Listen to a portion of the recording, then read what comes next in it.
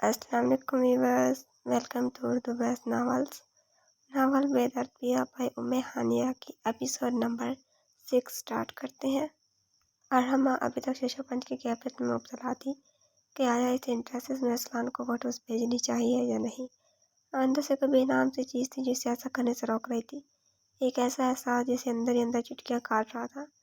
نہیں یار، وہ زیادہ سے زیادہ کیا کر لے گا، یا تو دیکھ کر ڈیلیٹ کر دے گا یا پھر اپنے پاس محفوظ کر لے گا۔ اگر وہ جھوٹا ہوتا تو کیا وہ اتنی آسانی سے اس کی باتوں پر راضی ہوتا؟ اندر کی بے چینی سے گھبرا کر ارحمہ نے خود کو وضاحت دی، نہیں میں اس کی ناراضگی افورڈ نہیں کر سکتی، وہ مجھ پر اتنا مہربان ہے تو کیا میں اسے اپنے چند ایک فوٹو سینڈ نہیں کر سکتی؟ اور ویسے بھی محبت کی پہلی سیڑھی اعتماد ہوتی ہے، اور مجھے اس پر خود سے بھی بڑھ کر یقین ہے۔ 1 منٹ لگا تھا اسے فیصلہ کرنے میں، ابھی تک ہادیہ گھر نہیں آئی تھی اور یہی درست وقت تھا اس کے پاس اپنے راہ عمل کو پائے تکمیل تک پہنچانے کا۔ اس نے سب سے پہلے جلدی سے کمرے کی کنڈی لگائی اور شاپنگ بیگ سے ایڈریس نکال کر تبدیل کرنے لگی۔ کپڑے تبدیل کرنے کے بعد اس نے ایک نظر اپنے آئینے میں نظر آتے عکس پر ڈالی اور اس کی نظر خود بخود ہی شرم سے چوک گئی۔ وہ خود ہی اپنے عکس سے نظریں نہیں ملا پا رہی تھی۔ منی اسکرٹ، سلیو لیس اور بیک لیس ناف تک آتی ٹائٹ شرٹ اس کے جسم کے بالوں کو مزید نمایاں کر رہی تھی۔ اس نے اپنے شہد رنگ سیدھے سلکی بالوں کا جوڑا کھول کر بال بکھرا کر خود کو ڈھانپنے کی ناکام کوشش کی اور جلدی سے بال آگے شانوں پر ڈال کر 2-3 سیلفیز لے کر اسلان کے نمبر پر سینڈ کر دی۔ اس سارے عمل کے دوران اس کے ہاتھوں میں واضح لرزش تھی، دل بری طرح دھڑک رہا تھا، ٹانگیں کپ کپ آ رہی تھی۔ وہ اس شخص سے جتنی بھی کلوز تھی، چاہیے اس نے اب تک اسے اپنی کہیں ایک فوٹو سینڈ کی تھی، پر آج تک اس نے کبھی اپنی یوں نیم ورانہ فوٹوز اسلان کو سینڈ نہیں کی تھی۔ پتہ نہیں کیوں دل سختی سے کچھ غلط ہونے کا اشارہ کر رہا تھا۔ ابھی وہ اسی ششو پنج میں مبتلا تھی جب اس کے موبائل پر دوبارہ سے رنگ ٹون بجنے لگی۔ اس نے بے دلی سے فون اٹھا کر دیکھا، اسلان کالنگ کے الفاظ موبائل میں نظر آتے ہی اس نے گمسم سی حالت میں فون اٹھا کر کان سے لگایا۔ اوہ تھینک گاڈ ارحمہ، تم نے پک سینڈ کر دی، مطلب تمہیں مجھ پر اور میری محبت پر یقین ہے۔ تم نہیں جانتی ارحمہ، تمہارے آج کے فیصلے نے مجھے اپنی ہی نظروں میں کس قدر معتبر کر دیا۔ میری محبت کو تم نے آج ایک مقام دے دیا ہے۔ Thank you Arhama, thank you very much, love you a lot. وہ لفظوں کا کھلاڑی آہستہ آہستہ اس کے گرد لفظوں کا جال بن رہا تھا۔ ارحمہ کو کچھ دیر پہلے محسوس کی جانے والی بے چینی اس لفظوں کے جادوگر کی باتیں سن کر ختم ہوتی محسوس ہوئی۔ میں خامخواہ پریشان ہو رہی تھی، کتنا خوش ہے اسلان میرے فیصلے سے۔ اگر میری موجودگی سے کوئی خوشی حاصل ہوتی ہے تو یہ تو میرے لیے احساس کی بات ہوئی نا۔ آخر کا وہ بھی تو میرے لیے اتنا کچھ کرا ہے، اور پھر وہ میرا ہونے والا شوہر بھی تو ہے۔ وہ دل میں خوش ہوتی خود سے مخاطب تھی، مانا کہ تمہارے بال بہت خوبصورت ہے ارحمہ، پر اس وقت تو یہ مجھے رقیب اور رسیا لگ رہے جو کہ مجھے پوری طرح دیدار یار سے محروم رکھ رہے ہیں۔ اس کی بات سن کر مسپرائز ہوتی ارحمہ جی جان سے مسکرا کر اپنے بال سمیٹنے لگی اور پھر اس کے باتوں میں مدہوش ارحمہ اپنا آپ بھی بھول گئی، اور جیسے جیسے وہ جادوگر کہتا گیا ویسے ویسے ہی وہ کرتی گئی۔ مختلف پوز بنا کر اس نے اپنی سیلفی سینڈ کر دی۔ وہ خود ہی اپنے جسمانیت کی دھجیاں اڑا رہی تھی، اور یہ سب کرنے کے بعد بھی اسے کوئی پشیمانی نہیں تھی، بلکہ وہ مطمئن تھی کہ وہ محبت کی اسی امتحان میں سرخرو ٹھہری۔ اس روز نجمہ آپا کی وجہ سے گھر میں ہونے والے ہنگامے کی وجہ سے مصطفیٰ بہت گمسم اور خاموش ہو گیا تھا، ہر وقت کچھ سوچتا ہوا اور آگے کا لائحہ عمل تیار کرتا ہوا۔ بات ٹھیک تھی، اگر اس کی وجہ سے نجمہ آپا کا گھر خراب ہوتا تو وہ کبھی خود کو معاف نہ کر پاتا۔ آخر اس سارے معاملے میں ان کا کیا قصور تھا؟ وہ تو پہلی شادی کے اتنے سالوں بعد بے اولادی کی وجہ سے بہت گمسم سی تھی۔ مزید وہ اپنی وجہ سے اپنی بہن کو کسی مسئلے سے دوچار نہیں کر سکتا تھا، پروردہ کی جو شرط تھی وہ اسے مر کر بھی پورا نہیں کر سکتا تھا۔ کوئی بھی باپ اپنی اولاد کو اپنے ہاتھوں سے ختم کرنے کے بارے میں سوچ بھی نہیں سکتا، خاص کر کے تب جب اولاد بھی پہلی ہو۔ مصطفیٰ کچھ بہت گہرا سوچ رہا تھا، کچھ ایسا جس سے اس کی بہن کا گھر بھی خراب نہ ہو اور کوئی اس کی اولاد کو نقصان بھی نہ پہنچا پائے، پر اپنی سوچ کے مطابق عمل کرنا مصطفیٰ کو بہت کٹھن مرحلہ لگ رہا تھا۔ ایک بار پھر شاید ناانصافی ندا کے ساتھ ہو جاتی، اور اس بار شاید ناانصافی کرنے والا وہ خود ہوتا۔ ندا کے بارے میں سوچ کر اس کا دل پھٹتا کہ وہ جو اس کے ساتھ کرنے جا رہا ہے، اس کے بعد بھلا وہ کیسے زندہ رہتی۔ وہ خود کو عجیب دوراہے پر کھڑا محسوس کرتا ہے جس کے آگے کھائی اور پیچھے کنواں تھا۔ عجیب بے بسی تھی، بنی میں لڑکیوں کے ساتھ اس سے بھی برا ہوتا ہے، ان سے جینے کا حق تک چھین لیا جاتا ہے۔ اندر کی بے چینی سے گھبرا کر دماغ نے تعویلیں کرنی شروع کی تھی، پر دل تعویل کو ماننے کو راضی نہ تھا۔ مصطفیٰ کو ابھی سے اس لڑکی کا دکھ اپنے دل پر محسوس ہو رہا تھا، نہ جانے وہ جو ندا کے ساتھ کرنے جا رہا تھا اس کے بعد وہ ندا سے نظریں بھی ملا پاتا یا نہ۔ یہیں پر آ کے اس کے دل کی بے چینی حد سے سوا ہو جاتی۔ اس لیے شاید وہ پہلے سے بھی زیادہ نیتا کا خیال رکھنے لگا تھا۔ وقت پر یاد سے اسے اپنے سامنے دوائی کھانے کا کہتا، اپنے سامنے بٹھا کر اسے ناشتہ ڈنر کرنے کا کہتا، جب تک خود گھر میں رہتا اسے کمرے میں ریسٹ کرنے کی سختی سے تلقین کرتا، بالکل جیسے قربانی سے پہلے قربانی کے بکرے کی دیکھ بھال کی جاتی ہے ویسے ہی مصطفیٰ ندا کی دیکھ بھال کر رہا تھا۔ مصطفیٰ کی ماں اور بھابھی مصطفیٰ کی ندا کے لیے اس قدر کی ایسے جلد بن جاتی تھی یہ سمجھے بغیر کہ ویسا کس مقصد کے تحت کر رہا ہے یا اس کے دماغ میں کیا چل رہا ہے۔ اب مصطفیٰ کو محض اسی وقت کا انتظار تھا جب اپنے رائے عمل کو عملی جامہ پہنا کر سب کچھ فکس کرنے کی کوشش کرتا۔ السلام علیکم میرے عزیز ساتھیوں، آج میں آپ سب سے کچھ باتیں کرنا چاہتی ہوں جو کہ بہت عرصے سے میرے دل میں ہے اور ابھی تک مجھے کوئی بہترین پلیٹ فارم میسر نہیں ہوا تھا اپنے اظہار خیال کے لیے، کیونکہ میں مخاطب صرف چند ایک اسٹوڈنٹ سے نہیں بلکہ اپنی پوری اس یونیورسٹی سینکڑوں طلبہ و طالبات سے ہونا چاہتی تھی۔ اس مقصد کے حصول کے تحت میں نے اسپورٹس ویک کے پہلے دن کا انتخاب کیا ہے۔ قرآن پاک کی ایک آیت ہے جس کا مفہوم کچھ یوں ہے کہ روز محشر خدا اپنے بندوں سے مخاطب ہو کر پوچھے گا کہ اے بندے، تیرے سامنے میری امت مسلمہ کا فلاں طبقہ بے راہ روی کا شکار ہوا اور اپنے اصل سے ہٹ گیا، انہوں نے اندھیروں کو اپنا ساتھی چن لیا اور تو سب دیکھتا رہا، تو نے ان کے لیے کچھ نہ کیا۔ اور مجھے اس وقت سے بہت خوف محسوس ہوتا ہے جب اس روز مجھ سے یہ سوال کیا جائے اور میرے پاس اس کا کوئی جواب نہ ہو۔ اس لیے اس کار خیر میں اپنی بساط پر اپنا حصہ ڈالنا چاہتی ہوں۔ دراصل بات کچھ یوں ہے کہ جب کوئی چیز بغیر کسی محنت یا بغیر کسی کوشش اور جدوجہد کے مل جائے تو وہ چیز اپنی قدر کھو دیتی ہے یا اس کی کشش مان پڑ جاتی ہے، پھر ہمیں اس چیز کا کوئی متبادل پسند آتا ہے، پھر چاہے وہ ہماری اصل چیز کے مقابلے میں بہت کم تری کیوں نہ ہو۔ اس کی کشش ہمیں اپنی طرف کھینچتی ہے، پھر ہم اپنی اصل قیمتی چیز سے اکتا جاتے ہیں اور دوسری کھوٹی چیز کے حصول کے لیے تڑپنے لگتے ہیں، یہاں تک کہ ہر نفع نقصان سے بے نیاز ہو کر، ہر حد کو پار کر کے ہم اس چیز کے حصول کے لیے جٹ جاتے ہیں، اور پھر جب ہم وہ کھوٹی چیز حاصل کر لیتے ہیں تب جا کر ہمیں سمجھ آتی ہے، باقی دور کے ڈھول سوانے ہوتے ہیں، پاس جا کر دیکھنے میں اصلیت کھلتی ہے، کاش میں نے اس چیز کے حصول کے لیے اپنے اصل کو نہ کھویا ہوتا، آخر میری چیز ہی کھری تھی، باقی سب دھوکہ تھا۔ پر افسوس تب وقت گزر چکا ہوتا اور ہمارے ساتھ سوائے پچھتاووں کے کچھ نہیں رہتا۔ یہی حال ہماری آج کی نوجوان نسل کا ہے، انہیں اپنی تہذیب اچھی نہیں لگتی، بیکورڈ اور دکے نوسی لگتی ہے، وہ مغرب کی اندھی تقلید میں جٹے ہیں۔ 1972 میں ایک عورت جس کا نام ابھی مجھے یاد نہیں آ رہا، ہادے نے ماتھے پر ہاتھ رکھ کر ذہن میں کچھ سوچ کر بولا، اس عورت نے سب سے پہلے امریکہ میں عورت کی آزادی کے لیے آواز اٹھائی اور آزادی کے نام پر عورت کو ننگا کر دیا۔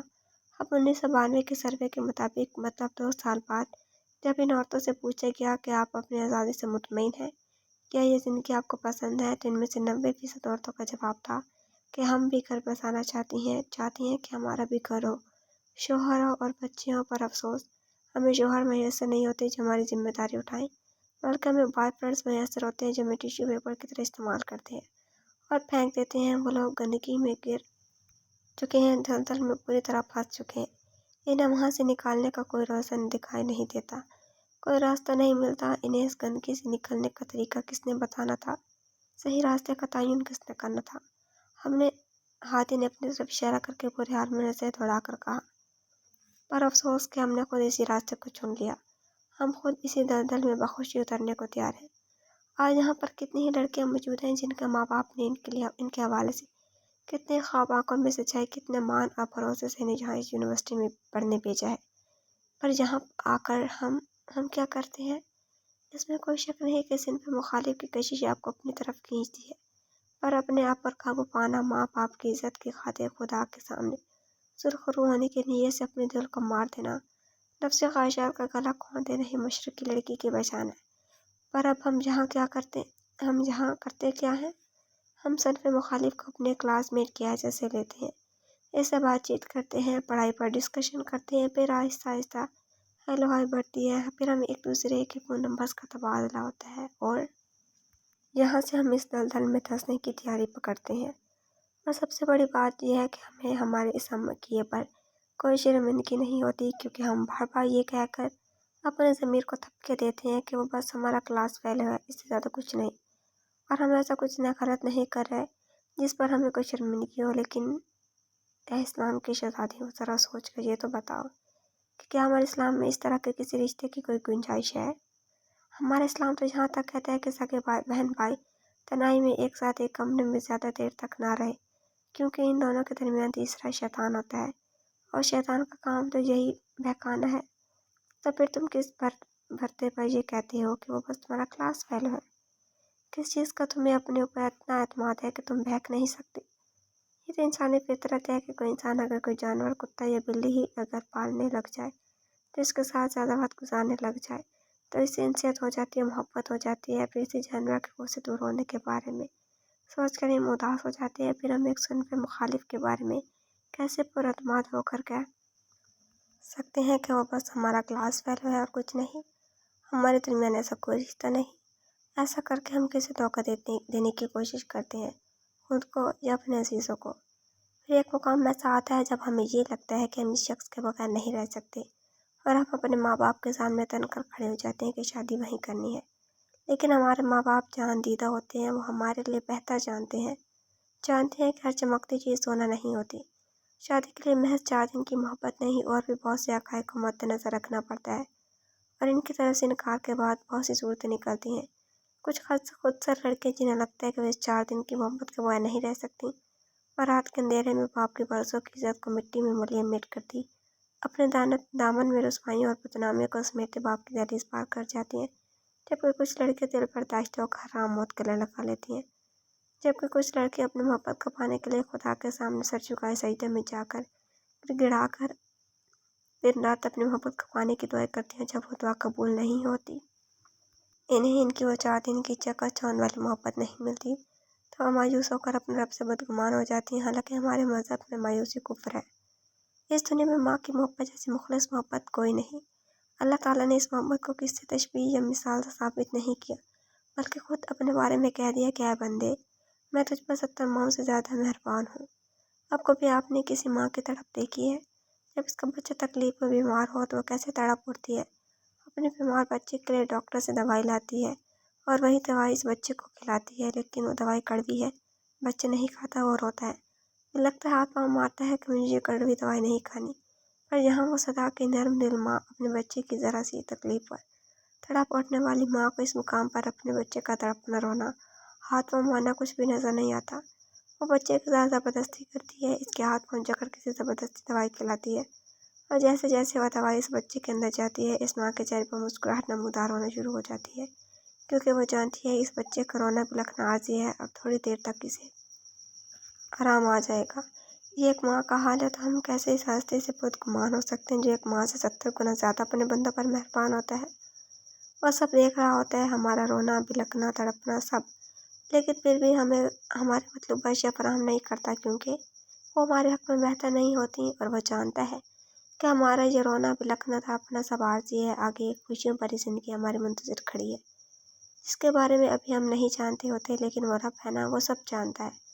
یہ جو انسانی دل ہے نا، یہ کبھی خالی نہیں رہ سکتا، اس میں کسی نہ کسی کی محبت رہتی ہے۔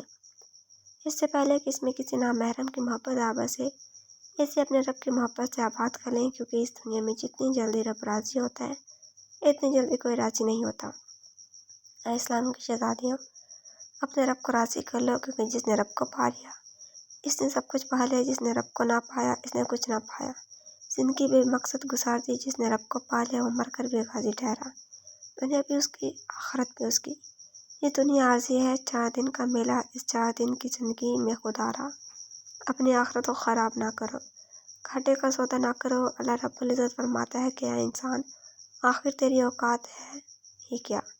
اگر تم نے اپنی اوقات دیکھنی ہے تو جاؤ، جا کر کھنڈر ہوئے قبرستانوں کو دیکھو، مسمار ہوئی قبروں کو دیکھو، تباہ اور برباد ہوئی خستار قبروں کو دیکھو۔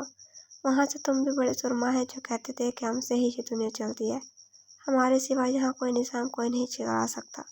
قسم خدا کی، ان کی اس دنیا سے چلے جانے کے بعد کسی کو فرق نہیں پڑا۔ یہی انسان کے اوقات ہے، مٹی کے بندے نے مٹی میں ہی مل جانا ہے۔ میں اپنی بہنوں سے ہاتھ جوڑ کر التجا کرتی ہوں کہ تھوڑی سی چکا چوند اور چند میٹھے بولوں کے پیچھے خود کو اتنا ارزاں نہ کرو کہ کوئی تمہاری عزت و ناموس کی دھجیاں اڑا کر تمہیں بے مول کر جائے۔ اپنے رب سے رابطہ جوڑ لو، وہ کہیں پر بھی تمہیں رسوا نہیں ہونے دے گا۔ خدا کی رضا کی خاطر آج ابھی اور اسی وقت ہر اس تعلق کو بغیر کسی طلاق کے توڑ دو، ہر اس ذریعے کو ختم کر دو جو تمہیں کسی نامحرم سے جوڑے ہوئے ہیں۔ टेलीफोन एक राब्ता है तो सिम में तोड़ दो, रब की रज़ा के लिए दिल पर पत्थर रख कर कर गुजरो। ये वादा है रब का, वो किसी का उधार नहीं रखता बल्कि इसे 10 गुना बढ़ाकर वापस कर देता है। वो तुम्हारे हक में ऐसा बेहतरीन फैसला करेगा कि तुम्हें वहाँ तक नवाजेगा जहाँ तक कभी तुम्हारी सोच भी न जा सके। बोलते बोलते हादिया का ख्वाला खुश हो गया था। इसने साइड पर पड़ा पानी का गिलास उठाकर मुँह से लगा लिया। यकदम ही सारा हाल तालियों की गूंज से गूंज उठा था। हादिया अपने हिस्से का काम मुकम्मल कर चुकी थी, पर अब देखना यह था कि इसका असर कितने दिल कबूल करते हैं और कितने इन बातों को चुटकियाँ उड़ाते हैं, क्योंकि कब ज़्यादा दिल पर जितनी भी दस्तक तो इसे कवार नहीं खोलते। असल सिर्फ वही दिल कबूल करते हैं जिनमें अच्छाई की रमक मौजूद हो। रात का तकरीबन दूसरा पहर था। हर तरफ बारिश यूं छाछ बरस रही थी कि जैसे सभी कुछ अपने साथ बहा ले जाएगी, क्योंकि बारिश यकदम शुरू हुई थी। इसलिए हर तरफ एक हड़बड़ाहट मच गई थी। अपने घर के छोटे से सहन में सोई हिजाब भी यकदम बारिश के तवातर से बरसने से हड़बड़ा कर उठी थी। सबसे पहले इसने जूता पहनते ही अपने फारिज़दा बाप की चारपाई, इसके नीचे इन्हें अंदर बाहर ले जाने की आसानी की खातिर टायर लगवाए हुए थे। इसे धकेल कर अंदर कमरे में पहुंचाया। इतने में दादी भी उठकर सहन से छोटी मोटी चीज़ें उठाकर अंदर रखने लगी थी। हिजाब ने इनके साथ मिलकर सब कुछ समेटा और फिर बंद होती आंखों के साथ वहीं पिरामने में बचे तख्त पर लेट कर सो गई। अभी से सोए पर मुश्किल आधा घंटे हुआ था जब दादी ने इसे झिंझोड़ कर उठाया। क्या हुआ दादी? यकदम दादी ने की झिंझोड़ने से वो नींद से डर कर जागी थी। बाहर बारिश ने मजीद जोर पकड़ लिया था। मूसलाधार बारिश के साथ चलती तेज तूफानी हवाएं, जो कि लगता था कि लोगों के घरों के दरवाजे तक उखेड़ कर साथ ले जाएंगी, और गरजते चमकती शदीद बिजली माहौल को मजीद हैबतनाक बना रही थी। बेटा, तुम्हारे अब्बू को पता नहीं क्या हो रहा है, आकर इसे देखो। दादी की घरपाई हुई आवाज़ हिजाब के सामानों से टकराई तो नंगे सर नंगे पाँव अंदर को भागी। अंदर इसके अब्बा की तबीयत वाकई बहुत ख़राब थी। मुँह से जाग निकल रही थी जबकि सर एक तरफ को ढलक रहा था। आंखें उल्टी होने को थी। इनकी ऐसी हालत देखकर हिजाब के पैरों तले से ज़मीन खिसक गई। वह साख्त इसकी आंखों से आंसू जारी हुए थे। पूरे बदन पर कपकपी तारी हो गई थी। या अल्लाह, मैं इस वक्त क्या करूँ? वो अपने मुंह पर दोनों हाथ जमाए अपनी सिसके रोकने की कोशिश में थी। एक तो वो दोनों अकेली औरतें, ऊपर से बाहर के मौसम के तेवर। हिजाब को कुछ समझ नहीं आ रही थी कि अब्बा को ऐसे मौसम में कैसे अस्पताल लेकर जाया जाए, और ऊपर से सोने पर सुहागा ये था कि महीने का आखिर होने के बाद इसके पास महज यूनिवर्सिटी आने जाने का किराया ही बचा था। इसने कुछ सोचते हुए अलमारी से अपना क्लच निकाल कर पैसे चेक किए। इसमें महज 230 रुपये थे। आंखों से एक बार फिर बेबसी से आंखों छलक पड़े थे। उसने एक नजर अपने हाथ में पकड़े पैसों की तरफ देखकर दूसरी तरफ अपने बाप पर डाली, जो हाल से बेहाल होता चारपाई पर तड़प रहा था। पिछले 2 दिन से अब्बा की दवाइयाँ ख़त्म थी और अभी अकेडमी से सैलरी मिलने में कुछ दिन रहते थे, इसलिए जैसे तैसे काम चल ही रहा था। पर आज के वाक़े ने हिजाब के आसान खता कर दिए थे। या अल्लाह, मुझे इतना लाचार और बेबस ना बना कि मेरा बाप जो मेरे सामने एड़ियाँ रगड़ रगड़ कदम तोड़ दे। उसने पैसे वापस क्लच में डालने के लिए क्लच खोला ही था कि इसकी नज़र क्लच की साइड से चिपके कार्ड पर पड़ी। इसने कार्ड बाहर निकाल कर देखा। वो इस रोज़ वाला हाथ का कार्ड था जिस रोज़ इसने हिजाब को अकेडमी से इसके घर ड्रॉप किया था और वापसी पर इसे अपना कार्ड थमाया था। एक पल लगा था इसे फैसला करने में। वो बहुत खुददार लड़की थी। कभी कहीं पर भी इसे अपनी खुददारी के सामने समझौता मंजूर न था। पर अब हालात ऐसे थे कि वह या तो अपनी खुददारी बचा सकती थी या फिर अपने बाप की जान, और इसने अपने बाप की खातिर अपनी खुददारी को कुर्बान करने का फैसला किया था। इसने बरकरफ्तारी से सामने टेबल पर पड़ा अपना मोबाइल उठाया था और कार्ड से देखकर इस पर नंबर डायल करने लगी थी। आजकल काम के सिलसिले में मुस्तफ़ा कुछ ज़्यादा ही मसरूफ़ था, इसलिए इसके घर आने जाने का कोई माकूल वक्त न था। कभी कभी तो 2 दिन घर न आता, इन्हें तो रात गह लौटता और सुबह फजर के अज़ान के साथ ही वापस चला जाता। आज भी वह पूरे 1 दिन बाद रात के 1 बजे घर वापस आया था। हाल से बेहाल, थका से चूर बदन और शिकन आलूद कपड़े। जैसे ही इसने कमरे में कदम रखा वहीं पर ठठक गया। सामने ही बेड के पास नीचे कारपेट पर बैठी नीता दर्द से बेहाल होती दोहरी कर आ रही थी। तीर किसी तेजी से मुस्तफ़ा इसकी तरफ बढ़ा था कि हाँ वनीता, तुम ठीक हो? वो नीता के पास ही बैठकर इसकी कमर सहलाने लगा था। मुस्तफ़ा, आह! दर्द से कराहती इसकी आवाज़ भी नहीं निकल रही थी। अभी डॉक्टर की दी गई तारीख में कुछ दिन बाकी थे, पर अब यकदम इसकी तबीयत ख़राब हो गई थी। कुछ देर तक सोचने के बाद मुस्तफ़ा ने अलमारी से बच्ची की पैदाइश की घर से तैयार करता बैग, जो कि इसने एहतियातन पिछले हफ्ते खरीद कर रखा था, उठाया और साथ ही नीता को अपने बाजू में उठाता कमरे से बाहर लेकर भागा। इसने गाड़ी के करीब पहुंचकर नीता को एहतियात से गाड़ी की पिछली सीट पर लिटाया और खुद गाड़ी को हवा में उड़ाता 120 की स्पीड से लेकर गाड़ी अस्पताल की तरफ दौड़ाया। पिछले इस पीछे इस सन्नाटे में घिरी हवेली के मक्खियों को कोई होश न था कि जहाँ क्या हो रहा था। आज खिलाफ मामूल दोपहर के 12 बजे शान अपने घर में मौजूद था।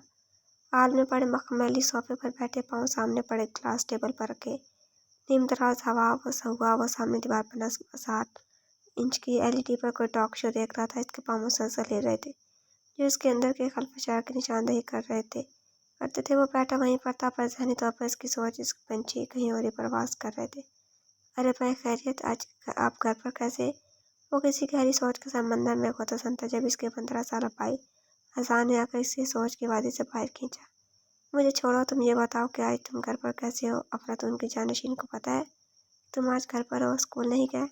शान ने अपने साथ जुड़कर बैठे भाई को प्यार से देखकर मुस्कुराकर इस्तफसार किया।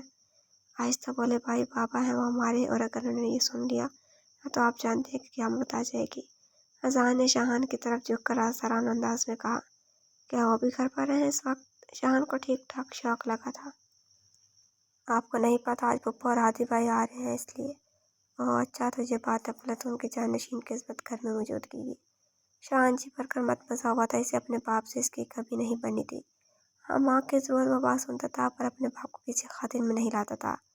और बाप से वाबस्ता रिश्ते भी इसे किसी सूरत पसंद न थे, क्योंकि वो भी इसे बिल्कुल अपने बाप जैसे ही लगते थे। इसका दिल घर से उकता चुका था, इसलिए कुछ सोचता हुआ कार की चाबी उठाकर हाल से बाहर निकला था।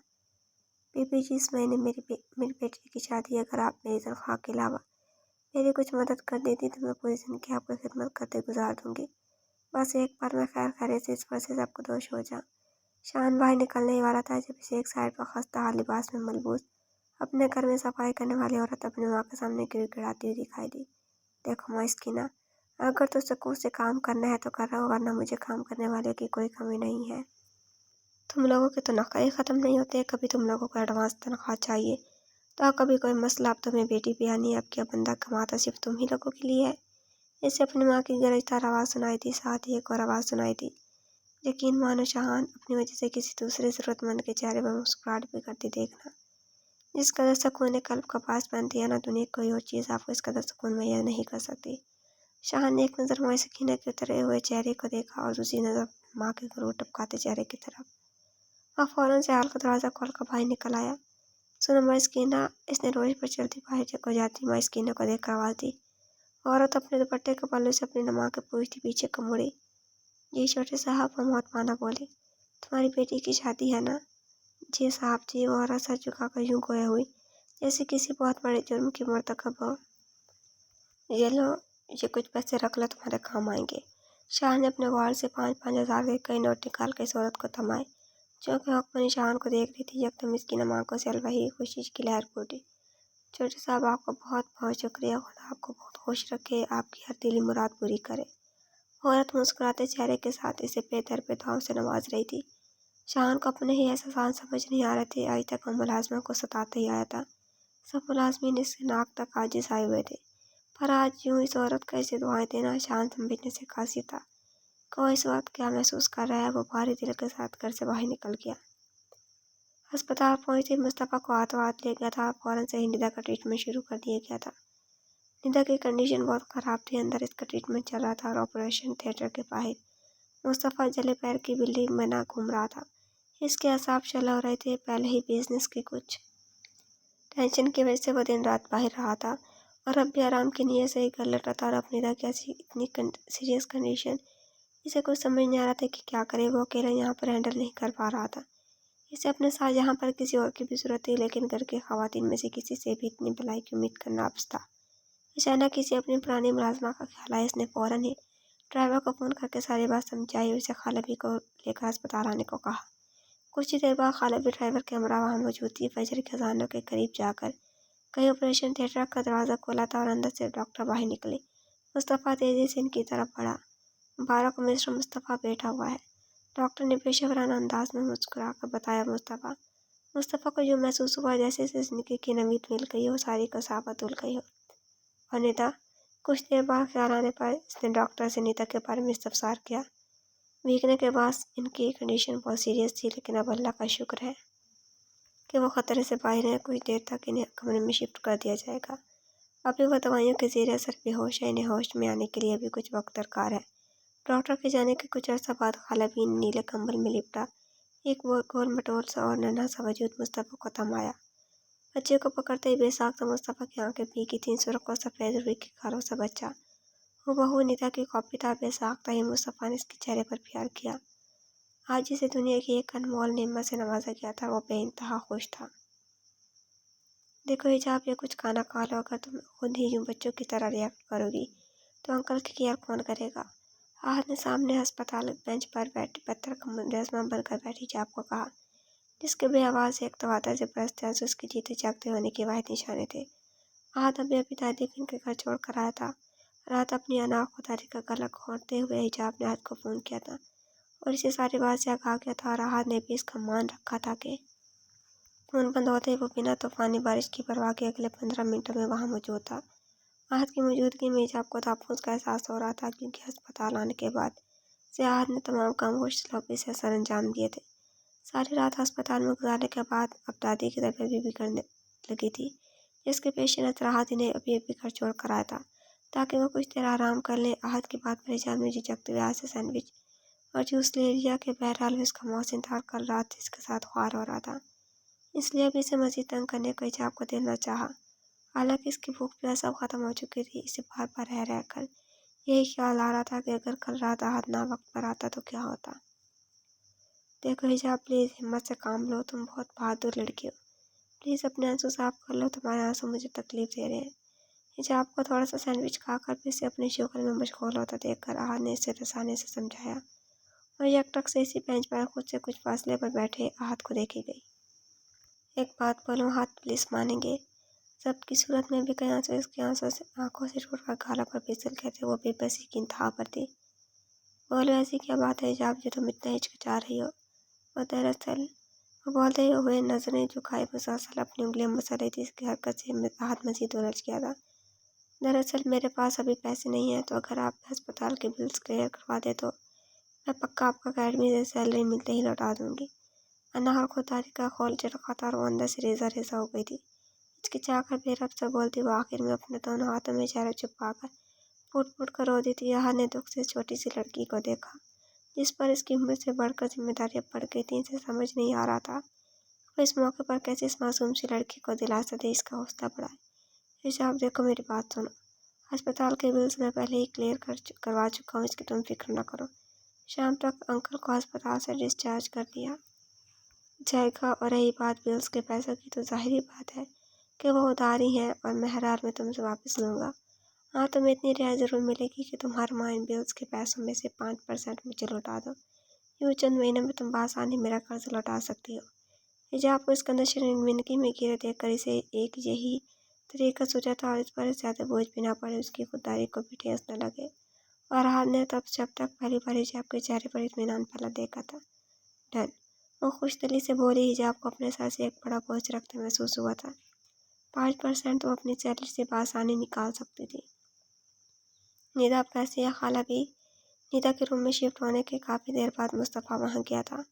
सामने ही वो पेशेंट बेड पर सफ़ेद चादर कंधों तक लिए होश हवा से बेगाना थी। दाएं हाथ पर ड्रिप लगी थी और पास ही बाएं जानिब पड़े काट में वो मौजूद माहौल इस तरह हाथ था जैसे अभी इस दुनिया में आए महज कुछ देर हुई थी। अब बेटा, अल्लाह का शुक्र है अब काफ़ी बेहतर है इसकी तबीयत। थोड़ी देर पहले ही होश आया था और अब भी इसे दवाइयों के ज़ेर असर सो रही है। खाला भी ने पीटर में दूध बनाकर काट में बैठे बच्चे के मुंह को लगाया, जो कि वो हल्का हल्का कसमसा रहा था। बच्चे की पैदाइश के फौरन बाद मुस्तफ़ा किसी काम से चला गया था, जहाँ से वो अभी अभी लौटा था। चेहरे पर हर दर्जे संजीदगी की रकम थी। डॉक्टर निदा को डिस्चार्ज करने के बारे में क्या कहते हैं? वो वहीं खड़ा खड़ा संजीदगी से पूछ रहा था। बेटा, निदा को तो परसों तक छुट्टी मिलेगी, यानी कि तीसरे दिन। ठीक है खाला भी, मेरा नंबर आपके पास है। किसी भी चीज़ की ज़रूरत हो तो आप मुझे फ़ोन कर दें और जब तक निदा यहाँ है आप इसके साथ ही रहें। कहते इसने झुककर कार से बच्चे उठाया, बाहर की तरफ चल दिया। अरे बेटा, ये इसे तुम कहाँ लेकर जा रहे हो? खाला भी मुस्तफ़ा को इस हरकत से बौखला कर बोली। घर। दूसरी तरफ से यकलफ्ज़ी जवाब आया। पर बेटा, माँ के बगैर तुम बच्ची को यूँ अकेले कैसे ले जा सकते हो? ये मेरा बेटा है खाला भी, और मैं इसे कहीं भी ले जा सकता हूँ। इसके लिए मुझे किसी से इजाज़त लेने की ज़रूरत नहीं। वह बगैर मोड़े दरवाजे की तरफ ही मुँह किया खड़ा था, जैसे मज़ीद 1 मिनट की भी देर किए बगैर वह यहाँ से निकल जाएगा। मुस्तफ़ा की सफाकी से खाला भी का दिल कांप उठा। बेटा अभी तो निधा ने एक नज़र अपने बच्चे को देखा तक नहीं। ये सिम तो मत करो। क्या इसका इतना भी हक नहीं बनता कि जिसे इसने 9वां कोख में रखकर पाला इसकी एक झलक भी न देख सके। मुस्तफ़ा बेटा इस बच्चे पर तरस खा और रहम करो। वो होश में आकर अपने बच्चे के बारे में पूछेगी तो मैं क्या जवाब दूंगी। बेबसी से खाला पी की आंखों में आंसू आ गए थे। इन्हें अभी से निदा का दुख अपने दिल पर महसूस हो रहा था। अगर वो पूछे तो इसे बता दीजिएगा कि वनी में आई लड़की है और वनी में आई लड़की को सवाल पूछने का कोई हक नहीं। बेवकूफ़ की बात तो बहुत पीछे रह गई। बोलकर वो रुका नहीं था बल्कि दरवाजे की तरफ आगे बढ़ गया था।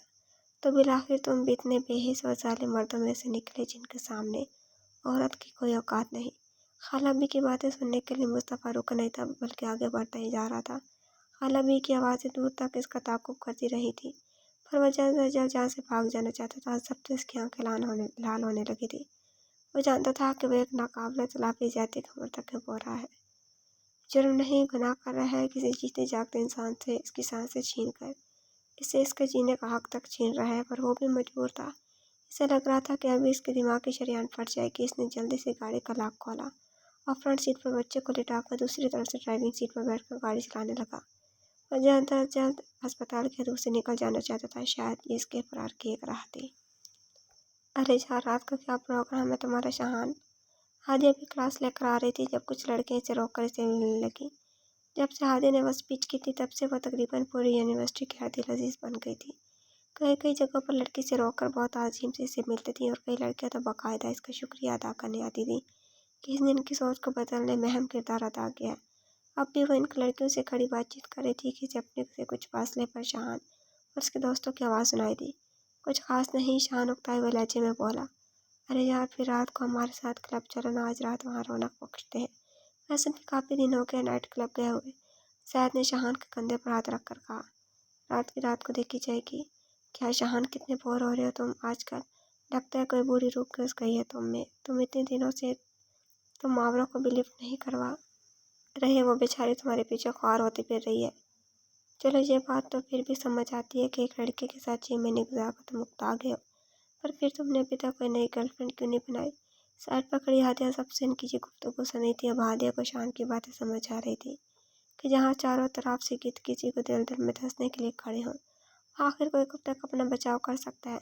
शहान का भी यही हाल था कि वो जिस सोसाइटी में मूव करता था वहाँ ये सब आम सी बातें थी। वो वहाँ इस दरअसल से तब तक नहीं निकल सकता जब तक कोई इसका हाथ पकड़ कर बाहर न निकालता। हादिया अब वहाँ महज शहान के जवाब के इंतज़ार में खड़ी थी। लीव दिस टॉपिक प्लीज़, पहले ही बहुत सर दर्द हो रहा है। बेचारे से भरपूर शहान की आवाज़ गूंजी और हादिया को अंदर तक सरशार कर गई। मतलब अभी शहान में चाय की रम पूरी तरह से ख़त्म नहीं हुई थी। अभी वो अपना मुहासबा करने के अमल से गुजर रहा था। हादिया मसरूर से आगे बढ़ गई और इसी वक्त शहान की नज़र हादिया पर पड़ी और वो मुस्कुराकर इसके पीछे भागा। अरे मिस हादिया, आप कहाँ होती हैं आजकल? शहान यकदम अपने दोस्तों को छोड़कर हादिया के पीछे भागा था। चेहरे पर चाय बेजारी यकदम ख़त्म हुई थी और इसकी जगह खुशगवारियत ने ले ली थी। भागकर हादिया तक पहुंचकर वो फूले हुए सांस से इसके साथ चलता इस्तफसार कर रहा था। क्यों, खैरियत? वो तीखे जतनों से मैं एक आईब्रो उठाकर इसे मुखातिब हुई। नहीं, वो हादिया का नो लिफ्ट वाला मुंह देखकर शहान एक पल को धीमा पड़ा। ये कैफियत महज 1 मिनट के लिए थी। जल्दी वो संभल चुका था। जी जी बिल्कुल खैरियत, बस वैसे ही आप कहीं दिखाई नहीं दी ना, तो इसलिए। वो सर खुजाता हुआ गोया हुआ। मिस्टर शहान, प्लीज़ ज़रा फासले पर रहकर मुझसे बात करें। आपके ये लड़कियों जैसे बाल मुझे तंग कर रहे हैं। शहान ने हौंक बनकर हादिया को देखकर जिसके बालों को लड़कियों से मुआवजा कर रही थी। हालांकि इसे अपने बालों से बहुत प्यार था। कुछ देर तक कुछ सोच कर शहान ने मुँह फैलाकर अपने हाथ से एक बैंड उतारकर गुस्से से अपने बालों को इसमें जकड़ा। इसकी रोमांसी सूरत देखकर हादिया की हंसी छूटने वाली थी जिसे इसने बहुत सबसे कंट्रोल किया। नाइस शहान, आपकी पोनी तो मेरी टेल पोनी से भी ज़्यादा ज़बरदस्त बनी है। मुस्कुराहट जब्त करती खोया हुई, क्योंकि वह जानती थी ना गुस्सा ना जिद कुछ भी शहान से अपनी बात नहीं मनवा सकता। सिर्फ चिढ़ थी जो इससे कुछ करवा सकती थी और वो वही कर रही थी। शहान जैसा खुदसा बंदा जो किसी की एक बात नहीं सहारता था, पता नहीं कैसे जब्त से किए हादिया की बातें सुन रहा था। वैसे शहान, आप इस वक्त यहाँ क्या कर रहे हैं? हादिया भी इसे इसकी कैफे से निकालना चाहती थी। कुछ खास नहीं, बस ऐसे ही, फिर आपको यहाँ से गुजरते देखा तो आपके पास आ गया। शहान ने भी इसकी कोशिश को कामयाब बनाया था और फौरन से अपनी पिछली टोन में वापस आया था। अच्छा, तो आपने असाइनमेंट जमा करवा दी अपनी? असाइनमेंट? कौन सी असाइनमेंट? मतलब समझी से बोला। وہی اسائنمنٹ جو میں نے کلاس کو دی تھی اور جس کی کل لاسٹ ڈیٹ ہے۔ اب کشان کے حقیقی معنی میں چکے چھوٹے، کیونکہ اسے تو کیا اس کے فرشتوں کو بھی کسی اسائنمنٹ کی خیر خبر نہ تھی۔ پر یہی بات عالیہ کے سامنے مانا اس کی شان کے خلاف تھا۔ وہ ابھی تک جمع نہیں کروائی میں نے، دراصل اس کے کچھ پوائنٹ سمجھ نہیں آ رہے تھے مجھے، اس لیے کل تک جمع کروا دوں گا میں۔ اپنی طرف سے شان سے بہت معقول جواب دیا تھا اور اب شان خود بھی مطمئن تھا، لیکن نہیں جانتا تھا کہ وہ انجانے میں صحیح پر خود ہی اپنے پاؤں پر کلاڑی مار بیٹھا ہے۔ کوئی مسئلہ نہیں شاہان، میں ابھی لائبریری ہی جا رہی ہوں، ابھی میرے ساتھ چلیں، جو پوائنٹس آپ کو سمجھ نہیں آ رہے وہ میں آپ کو سمجھا دیتی ہوں۔ اور شاہان اس کی تو حالت ہی کہ کاٹو تو بدن میں لہو نہیں۔ وہ حاضر سے پوائنٹس کا سمجھتے اسے تو ابھی تک اسائنمنٹس کا ٹاپک ہی نہیں پتا تھا۔ اس وقت شاہان کو اب مجھے مار والی کہاوت خود پر فٹ ہوتی محسوس ہو رہی تھی۔ جاری ہے۔ تو ویورز کیسی لگی آپ کا ایپیسوڈ کمنٹس میں ضرور بتائیے گا۔ اگر آپ نے ابھی تک چینل کو سبسکرائب نہیں کیا تو جلدی سے سبسکرائب کر کے بیل آئیکن کے بٹن کو دبا دیں تاکہ نئے آنے والے ناولز کی اپڈیٹ آپ کو ملتی رہے، اور لائک کمنٹ شیئر کرنا نہ بھولیں۔ انشاءاللہ جلدی ملاقات ہوگی نیکسٹ ایپیسوڈ کے ساتھ۔ اپنا خیال رکھیے گا۔ اللہ حافظ۔